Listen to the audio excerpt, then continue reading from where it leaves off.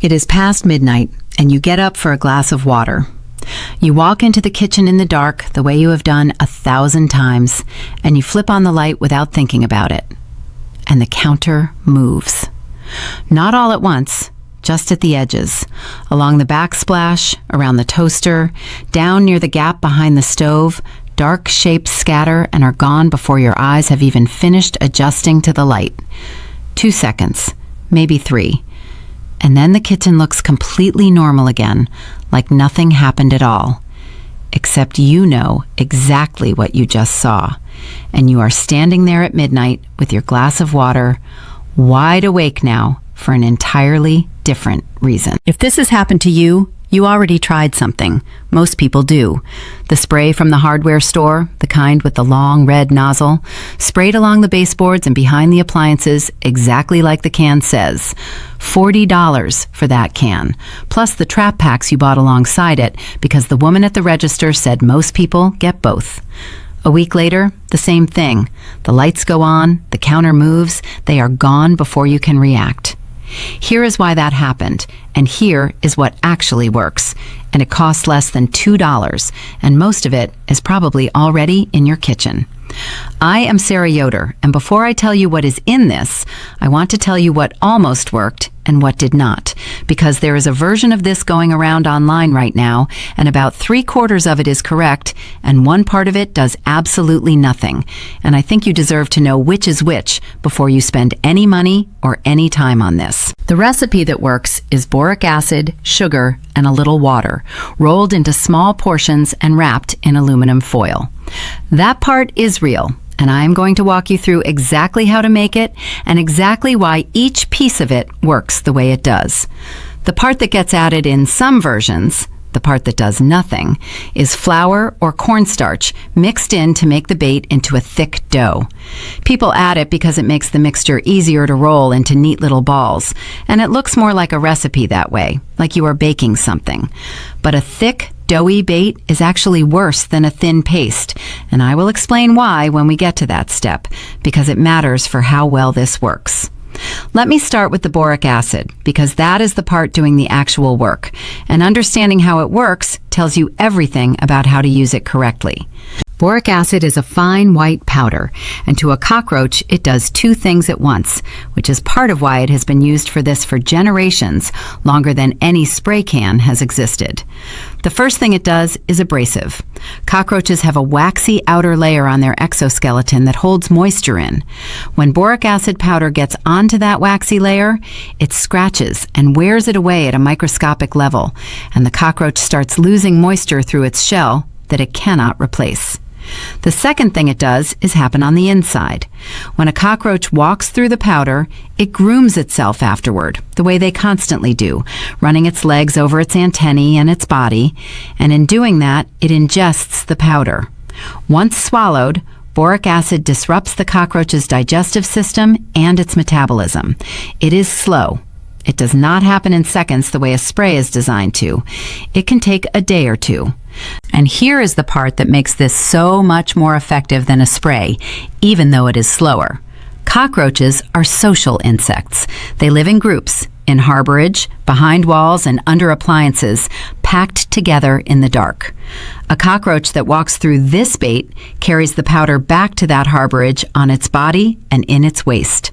Other cockroaches groom that roach or come into contact with its droppings, and they get exposed too, including the young ones, the nymphs, that never left the nest to find the bait themselves. A spray kills what it touches, right now, in the open. This bait reaches into the nest itself over the following days, and that is the difference between knocking back what you can see and actually reducing the population that you cannot see, which is most of it. Now the sugar. This part is simple. Cockroaches are drawn to sugar as a food source, the same as ants are, the same reason you find them near anything sweet that has been left out. The sugar in this bait is what gets the cockroach to the boric acid in the first place. Boric acid on its own has very little smell or taste that draws a cockroach toward it. Mixed with sugar, it becomes something the cockroach actively seeks out, walks across, and feeds on, carrying the boric acid along with it without any hesitation. And this is where I want to correct that other recipe, the one with the flour or the cornstarch mixed in to make a dough. When you make this into a thick dough, two things work against you. First, a thick ball of dough dries out on the outside within a day or two, and once the outer surface is dry and hardened, the sugar smell is sealed inside, and a cockroach walking past it does not pick up much scent at all anymore. Second, cockroaches are naturally cautious around large, unfamiliar lumps of material.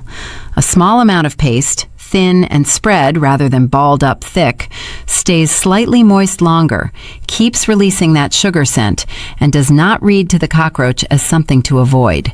Thin and spread beats thick and balled every time, and that one change alone is the difference between bait that gets ignored after a few days and bait that keeps working for weeks. So here is what you actually need, and I want you to notice how little this is. Boric acid powder, which you can find at almost any hardware store or pharmacy, usually sold for around $2 to $3 for a container that will last you through dozens of these. White sugar, which you have, a small amount of water, and aluminum foil, which you also have. The ratio is simple: 2 parts boric acid to 1 part sugar.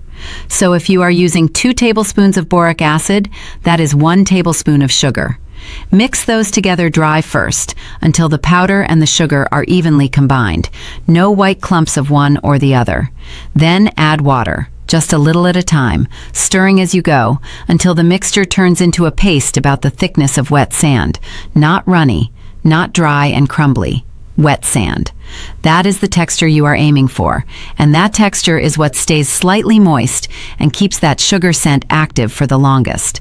Now tear off small squares of aluminum foil, about the size of your palm, and place a spoonful of this paste, just a spoonful, in the center of each square and spread it out thin with the back of the spoon rather than leaving it in a mound.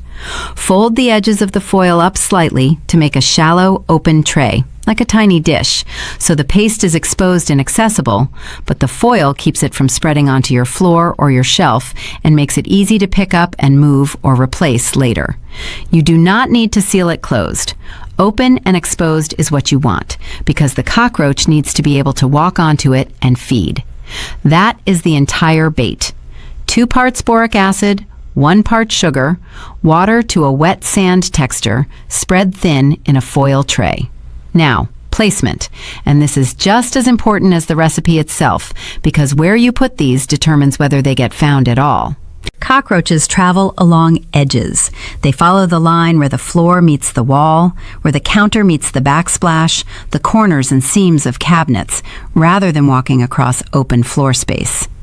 Place your foil trays along these edges, behind the stove, against the wall, under the refrigerator, toward the back where it is dark, inside the cabinet under the sink, in the back corners, along the baseboard behind any cabinet that has a gap at the bottom, in the corner where 2 walls meet behind heavy furniture, anywhere dark, anywhere warm, anywhere that stays undisturbed most of the day, because that is exactly where cockroaches spend their daylight hours and exactly where they will walk past your tray on their way out at night. Do not place these out in the open on a counter or in the middle of a floor, both because that is not where cockroaches travel and because, and this matters, you do not want this anywhere a curious pet or a small child could reach it easily.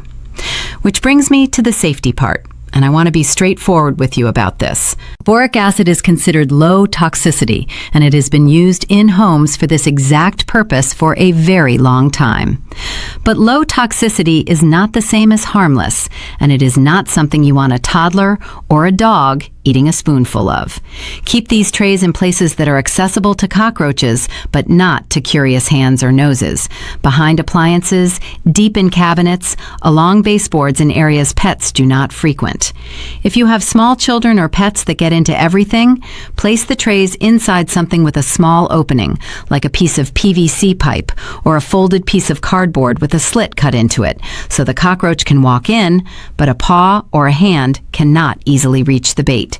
Wash your hands after handling the dry powder and store any extra boric acid in its original labeled container, up high, the way you would anything else you would not want a child getting into. Now, what to expect, because this is not instant, and I do not want you checking after one night and thinking it did not work. The first night or two, you may not notice much difference, and that is normal. The bait needs to be found, fed on, and carried back.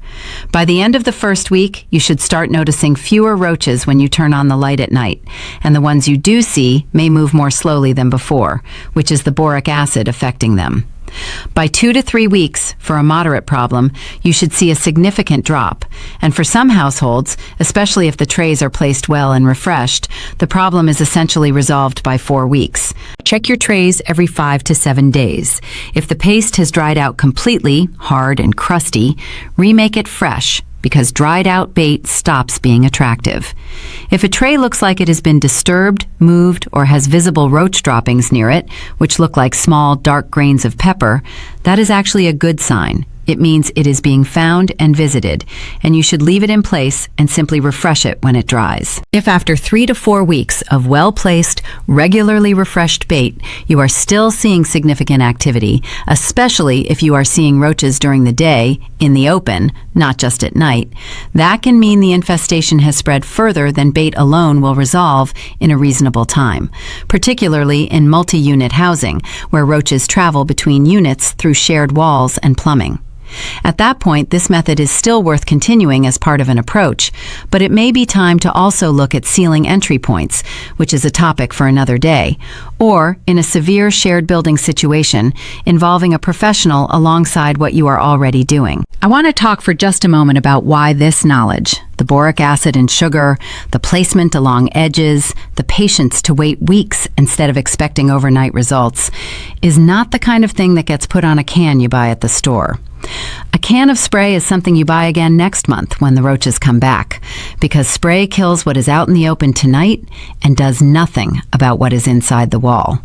A method that actually reaches the nest, that works through the roach's own behavior against them, solves the problem instead of repeating the purchase. There is very little reason for anyone selling a product to tell you about the $2 version that actually gets at the root of it. This is the kind of household knowledge, the kind that solves a problem at its source instead of selling you the same fix over and over, that my family has held on to for generations.